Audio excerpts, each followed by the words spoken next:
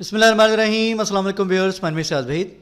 हमने last video यहाँ पे स्टॉप की थी, यहीं से नेक्स्ट कंटिन्यू करते हैं। जिन्होंने लास्ट वीडियो नहीं देखी वो पहले लास्ट वीडियो देख लें, क्योंकि ये वाली जो वीडियो है ये उसी का सेकंड पार्ट है। बहरहाल हम वीडियो की तरफ चलते हैं। हम बात कर रहे थे JSX की। हमने लास्ट टाइम देखा कि हमने यहाँ पे दो टैग यूज़ किए और उसके बाद हमारे पास कुछ आउटपुट इस तरीके से ब्राउज़र में नज़र आ रही थी। ये हमारे पास आउटपुट है।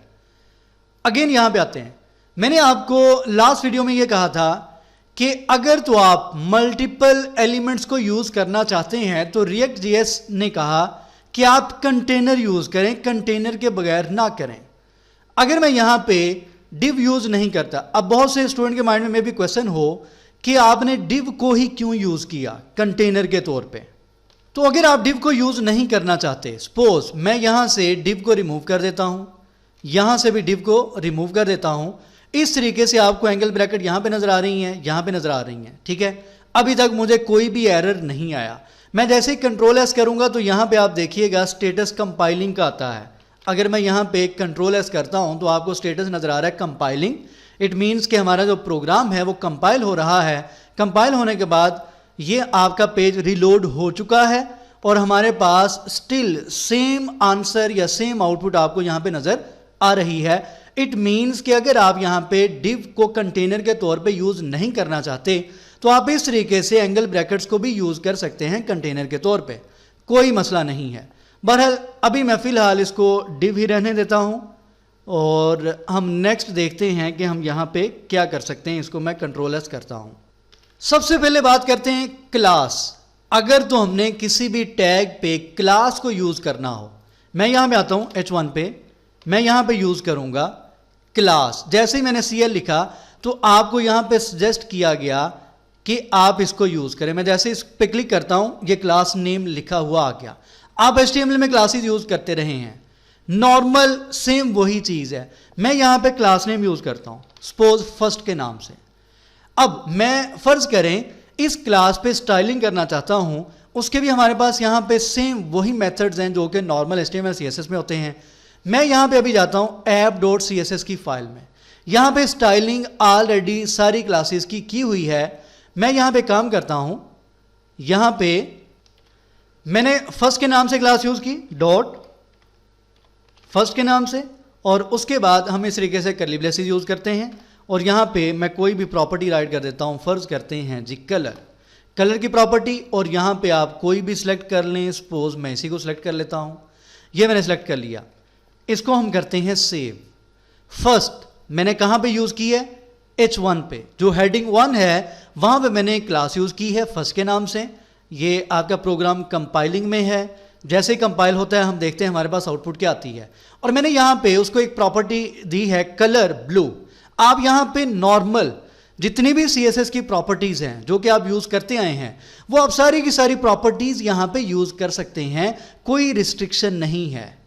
हमारा प्रोग्राम कंपाइल हो चुका है। हम चलते हैं ब्राउज़र में तो आप लोग यहाँ पे देख सकते हैं कि हमारे पास यहाँ पे CSS अप्लाई हो चुकी है।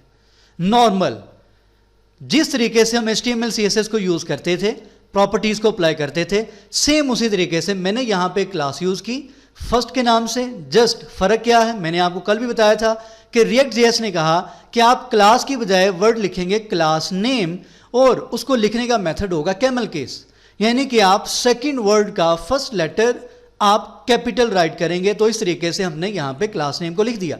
बेसिकली ये क्लास नेम क्या है, ये एक एट्रीब्यूट है, ठीक है, एट्रीब्यूट है। तो हमारे पास React.js में एट्रीब्यूट को दो तरीकों से लिखा जा सकता है। या तो आप एट्रीब्यूट में जो वैल्यू देते हैं आप यहाँ पे उसको स्ट्रिंग की फॉर्म में भी लिख सकते हैं, या आप यहाँ पे कर्ली ब्रेसेस को भी यूज़ कर सकते हैं। जैसे जैसे हम नेक्स्ट मूव करेंगे आपको सारी चीज़ें क्लियर होती जाएंगी, फिलहाल परेशान नहीं होना। यहाँ पे एट्रीब्यूट का मैं बता रहा था, मैंने यहाँ पे राइट किया है इस तरीके से एट्रीब्यूट क्लास नेम। हम यहाँ पे एट्रीब्यूट खुद से भी राइट कर सकते हैं। एक तो ये है कि आप कौन से टैग पे कौन कौन सा एट्रीब्यूट यूज़ कर सकते हैं, ये तो हमने HTML CSS में देखा हुआ है। सेकंड, हमें यहाँ पे ये भी अलाउ है कि मैं अपनी मर्जी का एट्रीब्यूट भी यहाँ पे बना सकता हूँ, लेकिन उसका जो प्रीफिक्स है यानी कि उससे पहले हम डाटा का वर्ड यूज़ करते हैं। जब उसको यूज़ करेंगे फिर मैं आपको बता दूंगा। फिलहाल मैं नेक्स्ट मूव करता हूँ। ये हमने यहाँ पे क्या किया, हमने CSS को अप्लाई किया है इस तरीके से। उसके बाद अगेन चलें एक और प्रॉपर्टी मैं यहाँ पे यूज़ कर लेता हूँ। मैं यहाँ पे यूज़ करता हूँ टेक्स्ट डेकोरेशन सपोज, और इसको मैं कह देता हूँ जी अंडरलाइन। इसको सेव करते हैं। जैसे ही सेव करेंगे फ़ौरन से आपको स्टेटस मिलेगा और आपकी जो ऐप है वो फ़ौरन से रिलोड हो जाएगी। ये हमारे सामने इस तरीके से CSS अप्लाई हो चुकी है। उसके बाद अगर तो मैं यहाँ पे इनलाइन CSS को यूज़ करना चाहता हूँ तो किस तरीके से करेंगे? ये तो आपने देख लिया जी, हमने यहाँ पे क्लास नेम को यूज़ किया है एट्रीब्यूट के तौर पे, और हमने देखा कि किस तरीके से हम CSS को अप्लाई कर सकते हैं, नॉर्मल जिस तरीके से हम CSS को अप्लाई करते हैं।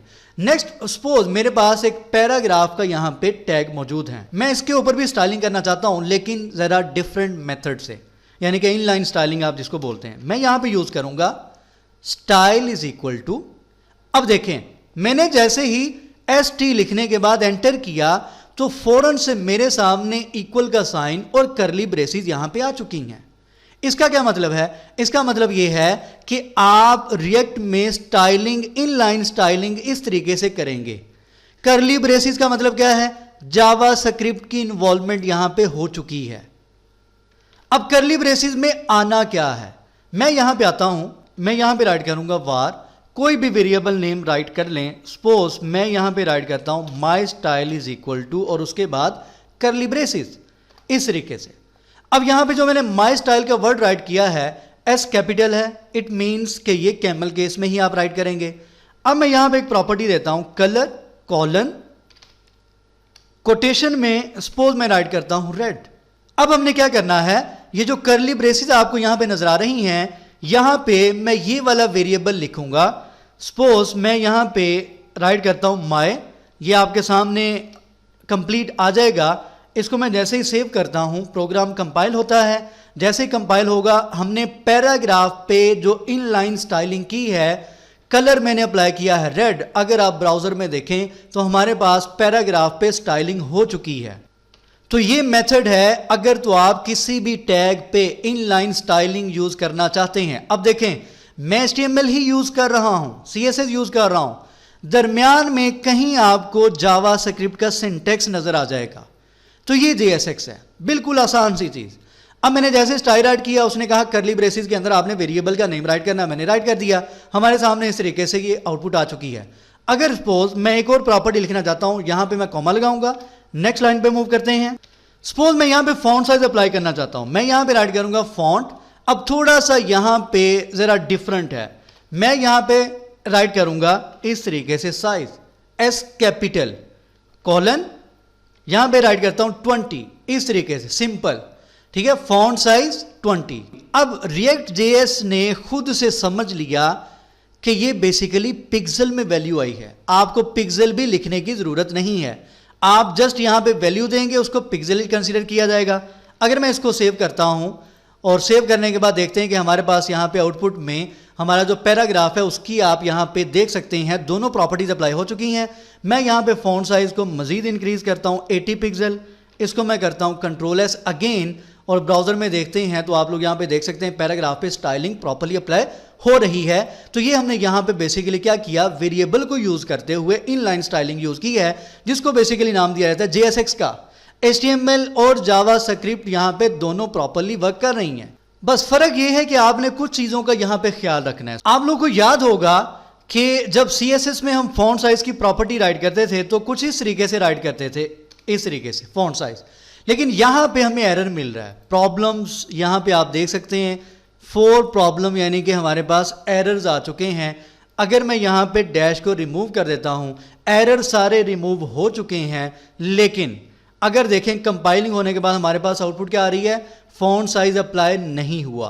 तो हमें यहां पे कहा गया कि आप कैमल केस को ही यूज करेंगे और इस तरीके से इन वैल्यूज को आप यूज करेंगे। अब अगर मैं इसको कंट्रोल S करता हूं और अब अगर हम देखें तो हमारे पास प्रॉपरली जो हमारी CSS है वो वर्क कर रही है। नेक्स्ट मूव करते हो, नेक्स्ट देखते हैं कि अगर मैंने यहां पे वेरिएबल को यूज करना हो तो किस तरीके से कर सकते हैं। अगर सपोज मैं यहां पे, चलें एक और मैं यहां पे हेडिंग ले लेता हूं, फर्ज करते हैं जी H2 मैंने यहां पे हेडिंग ली है और यहां पे हम राइट करते हैं माय नेम इज, और इस तरीके से करली ब्रेसेस मैं यहां पे लगा देता हूं। अब मैं चाहता हूं कि यहां पे वेरिएबल से हमारे पास वैल्यू आनी चाहिए। तो हम यहां पे काम करते हैं, मैं सपोज चलें मैं फंक्शन से बाहर चला जाता हूं, var name is equal to, यहां पे मैं राइट करता हूं फयाज वहीद, इस तरीके से। अब बेसिकली क्या किया है, मैंने यहां पे एक हेडिंग यूज की माय नेम इज, और यहां पे करली ब्रेसिस को मैंने यूज कर दिया। मैंने एक वेरिएबल लिया var name is equal to Fayaz Waheed. अब मैं यहां पे क्या करूंगा, सिंपल वेरिएबल का नेम यहां पे राइट कर दूंगा एज इट इज, और कुछ भी मुझे करने की जरूरत नहीं है। मैं इसको करता हूं सेव। जैसे ही सेव करेंगे तो हम यहां पे देख सकते हैं कि हमारे पास हेडिंग प्रॉपरली आ रही, माय नेम इज, और ये जो वैल्यू है ये वेरिएबल से यहां से आपके पास वैल्यू आ रही है। तो ये है जी कंप्लीट JSX। आप जावा स्क्रिप्ट को भी यूज कर रहे हैं, साथ साथ आप कंप्लीट HTML को भी यूज कर रहे हैं, CSS का पार्ट भी यूज कर रहे हैं, बूटस्ट्रैप को भी यूज कर सकते हैं। ये है JSX, बिल्कुल आसान सी चीज है। लास्ट पे अगर तो हम यहां पे फर्ज करते हैं कमेंट्स को यूज करना चाहते हैं JSX में, यानी कि रिएक्ट में कमेंट्स को किस तरीके से राइट किया जाता है, बिल्कुल आसान सा मेथड है। आप जावा स्क्रिप्ट में कमेंट्स किस तरीके से राइट करते थे, /static, उसके बाद फर्ज करते हैं IMR कमेंट, और यहां पे मैं राइट करता हूं JS कमेंट, इस तरीके से राइट करते थे, स्टैरिक और स्लैश, इस तरीके से। लेकिन फिलहाल मैं इसको सेव करके देखता हूं कि मेरे पास आउटपुट क्या आ रही है। सेव कर लिया, यहां पे देखें ये आपके पास एज इट इज आउटपुट में आ रहा है। तो रिएक्ट जेएस ने कहा आप एक काम करें, आपने कमेंट तो राइट कर लिया है नॉर्मल, जैसे आप जावास्क्रिप्ट में राइट करते थे या CSS में राइट करते थे, आपने राइट कर लिया, कोई इशू नहीं है। आप सिर्फ एक काम करें, यहां पे करली ब्रेसिस को यूज कर लें।